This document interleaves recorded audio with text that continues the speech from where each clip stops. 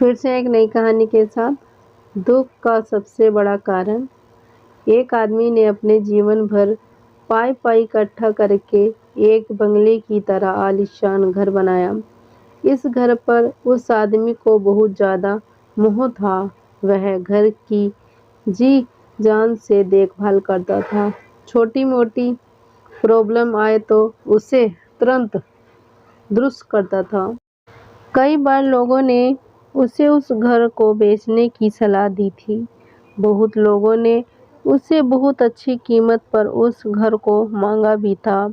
उसका खुद का बेटा भी अच्छी कीमत मिलने से उस घर को बेचने के लिए तैयार था। लेकिन वो आदमी कभी भी उस घर को छोड़ने के लिए तैयार नहीं था।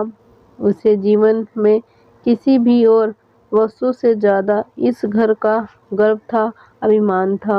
एक दिन वो आदमी बाजार गया हुआ था। जब वह बाजार से लौटा तो उसने देखा कि उसके घर के सामने बहुत बड़ी भीड़ जमा है। वह दौड़ते हुए आया तो उसे बहुत बड़ा आघात लगा, क्योंकि उसके घर में आग लगा चुकी थी।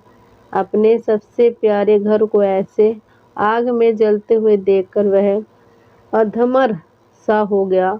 उसे समझ में नहीं आ रहा था कि वह क्या करे। उसने निर्णय लिया कि अगर उसका घर नहीं रहे तो वह भी नहीं रहेगा। वह भी उसी जलते हुए घर में अपनी जान दे देगा।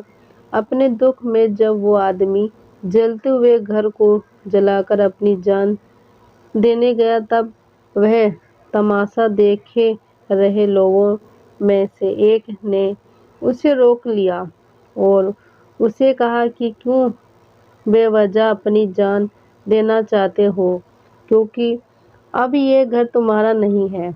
एक दिन पहले ही तुम्हारे बेटे ने इस घर का सौदा किसी के साथ कर दिया था। जैसे ही उस आदमी को इस बात का पता चला, उसका सारा दुख खत्म हो गया। अब वह आदमी भी वही बाकी लोग की तरह खड़े होकर उस घर के जलने का तमाशा देखता रहा। जब पर उस आदमी का बेटा आया तो वह आदमी अपने बेटे के पास जाकर उससे कहने लगा, जरूर मैंने पिछले जन्म में कई पुण्य किए होंगे, इसलिए मुझे तुम्हारे जैसा बेटा मिला। अगर तुमने इस घर को सही समय पर बेच ना दिया होता तो आज मेरी जान चली जाती। तुमने इस घर को सही समय पर बेचकर मेरी जान बचा ली थी। बेटा बाप की बातें सुनकर बेटा का मुंह उतर गया। उसने बड़े दुख से साथ कहा कि पापा, मैं इस घर का सौदा करने के लिए जरूर आया था, लेकिन अभी इस घर का सौदा पक्का नहीं हुआ था। यह सुनते ही आदमी का दिल फिर से बैठ गया। वह अपना सर और छाती पीट पीट कर रोने लगा और कहने लगा कि मैं बर्बाद हो गया। पहले किसी और का घर जल गया, यह जानकर तो उसे खुशी हुई थी। वह अब उसका घर है, यह जानकर दुख में बदल गई।